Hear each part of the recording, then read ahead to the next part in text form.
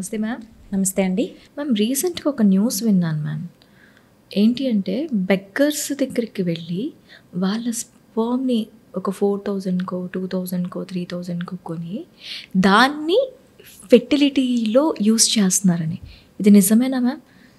Is it నిజంగా ఒక నైతికంగా ఉందా? ఇది ఎలా దీన్ని చూడాలి అసలు? సో మంచి చెడు అనేది రెండు ఒక కాయిన్కి బొమ్మ బరుసు అండి. ఇందాక మనం సో ఇది జరిగింది వాస్తవం, ఎస్ కరెక్టే. కానీ అందరూ అలానే చేస్తారని కాదు. ఓకే ఓకే సో ఫర్టిలిటీ అంటే మాతృత్వం కోసం మీకు మీ గుమ్మం తొక్కుతున్నారు ఫర్టిలిటీ సెంటర్స్ గుమ్మాలు. ఫర్టిలిటీని బిజినెస్గా చూసేవాళ్ళు, ఫర్టిలిటీ సెంటర్స్ని బిజినెస్ అనుకుని రన్ చేసేవాళ్ళు ఒక పక్కన ఉంటే, ఫర్టిలిటీని దైవత్వం అనుకుని దాన్ని నడిపించే వాళ్ళు కూడా ఉన్నారు. అవును. సో మీరు ఎక్కడికి వెళ్తున్నారు, సో వాళ్ళ గురించి పూర్తిగా తెలుసుకొని, సో అలాంటి సెంటర్స్ని ఆప్ట్ చేసుకుంటే ఈ ప్రాబ్లమ్ని మీరు అంటే భయపడకుండా ఈ ప్రాబ్లమ్ని మనం సాల్వ్ చేసుకోవచ్చు. ఓకే. సో మనిషి అంటే మంచి ఎంతనో చెడు కూడా అంత ఈక్వల్గానే ఉంది. ఓకే. సో అలా అని మొత్తం ఫర్టిలిటీ సెంటర్స్ అందరూ ఇలానే చేస్తారు అనడం తప్పు. ఓకే. డాక్టర్స్ మంచివాళ్ళు ఉంటారు, చెడ్డవాళ్ళని నేను అనను. ఓకే. యాజ్ ఆఫ్ అంటే మీరు ఇప్పుడు చెప్పినట్టు ఫెర్టిలిటీ సెంటర్స్లో మంచి ఉన్నాయి, చెడ్డవి ఉన్నాయి అని చెప్పి, అసలు మనం ఒక ఫెర్టిలిటీ సెంటర్ని చూస్ చేసుకుంటున్నాం, ఒక డాక్టర్ దగ్గరికి వెళ్తున్నాం. మెయిన్గా ఇక్కడ ఫెర్టిలిటీ సెంటర్ కన్నా కూడా ఒక డాక్టర్ ఈజ్ ఇంపార్టెంట్. ఎందుకంటే ఒక 9 months మనకి కన్సీవ్ అవ్వడానికి ముందు నుంచి ఒక 3 months, తర్వాత ఒక 3 months, మొత్తం 15 months ఒక జర్నీ చేస్తాం డాక్టర్తో. అలాంటి డాక్టర్ని ఇంకా ఫ్యూచర్లో కూడా తనతో మన బాండింగ్ కంటిన్యూ అవుతుంది. ఒక డాక్టర్ని చూస్ చేసుకోవటం అనేది ఎలా మ్యామ్, ఎలా చేసుకోవాలి? సో రిజిస్టర్డ్ సెంటరా కాదా అని ఫస్ట్ చూడాలండి. ఆర్ట్ రిజిస్ట్రేషన్, నేషనల్ రిజిస్ట్రీలో ఆ సెంటర్ రిజిస్టర్ అయిందా లేదా అనేది ఫస్ట్ చెక్ చేసుకోండి. ఓకే. చెక్ చేసుకొని ప్రొసీజర్స్ అన్నీ ఇప్పుడు కొత్తగా 2021 ఆర్ట్ లా ప్రకారము అన్నీ లీగల్గానే చేస్తున్నాం. ఓకే.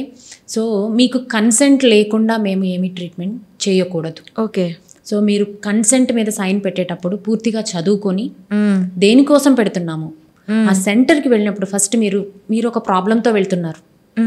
మీరు వెళ్ళినప్పుడు మీకు డాక్టర్ మీరు ఏమి ప్రాబ్లంతో సఫర్ అవుతున్నారు అనేది మీతోటి పూర్తిగా మీకు అర్థమైన భాషలో డిస్కస్ చేయాలి.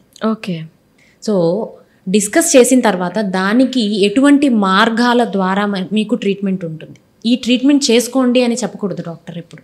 Okay. There will be different ways of treatments. So ఇన్ని మార్గాలు ఉన్నాయి, ఆ మార్గంలో వెళితే మీకు ఎంత త్వరగా ప్రెగ్నెన్సీ వస్తుంది, సో అందులో వచ్చే కాంప్లికేషన్స్ ఏంటి, దాంట్లో వచ్చే ఖర్చు ఎంత అనేది క్లియర్గా మీరు తెలుసుకోవాలి. ఓకే. సో ఎందుకు అంటే ప్రెగ్నెన్సీ రావడం లేదు అనేది కామన్ ప్రాబ్లం. అందరికీ ఒకటే రీజన్తో రాకుండా ఉండదు. Okay. Reasons or different reasons ఉంటాయి. ఓకే. ఆ రీజన్ ఫస్ట్ తెలుసుకోండి, దాన్ని మనము ఎలా పరిష్కరించుకోవాలి అనేది కూడా డాక్టర్ మీకు క్లియర్గా ఎక్స్ప్లెయిన్ చేస్తారు. Everything is legal. Okay. So ఆ లీగల్గా ఉందా లేదా, మీరు సంతకం పెట్టేటప్పుడు ఎందుకు పెడుతున్నారు అనేది పూర్తిగా తెలుగులో, అంటే మీ ఏదైతే భాష ఉంటుందో మీకు అర్థమయ్యే భాషలో పూర్తిగా దాన్ని తెలుసుకున్న తర్వాతనే ముందుకు వెళ్ళండి. ఓకే. సో ఆ క్లారిటీ ఉంటే ఇలా మోసపోవడం జరగదు. అండ్ ఈ కాజెస్తో కొంతమంది అసలు పిల్లలే వద్దు అనే దీంట్లో కూడా వెళ్ళిపోతున్నారు. IVF ఎవరు వాళ్ళ పుడతారో ఎలా వస్తుందో ప్రెగ్నెన్సీ అని. అసలు దీంట్లో ఏమైనా మనకి ఒక ఇది ఉంటుందా మ్యామ్, ట్రాన్స్ఫరబిలిటీ ఉంటుందా చేసేటప్పుడు? 100% ఉంటుందండి. ఓకే. ఓకే. సో ఇక్కడ మనము IVF అంటే అసలు ఫస్ట్ నేను క్యాంప్స్ చేస్తున్నామండి మేము, విలేజ్ క్యాంప్స్. అక్కడికి వెళ్తే అందరి దగ్గర సెల్ ఫోన్స్ ఉన్నాయి. ఎవరు సెల్ ఫోన్స్ లేని వాళ్ళు లేరు, యూట్యూబ్ చూడని వాళ్ళు లేరు, ఇన్స్టాగ్రామ్లో వాడని వాళ్ళు లేరు. సోషల్ మీడియాని ఎంత విపరీతంగా వాడుతూ కూడా IVF అని ఎవరైనా కపుల్కి మనం అడ్వైస్ చేస్తే ఐవీఎఫ్ వద్దు నాకు అని అంటున్నారు. ఎందుకు అని అడిగితే ఐవీఎఫ్ అంటే వేరే వాళ్ళ కణాలు వేస్తారు.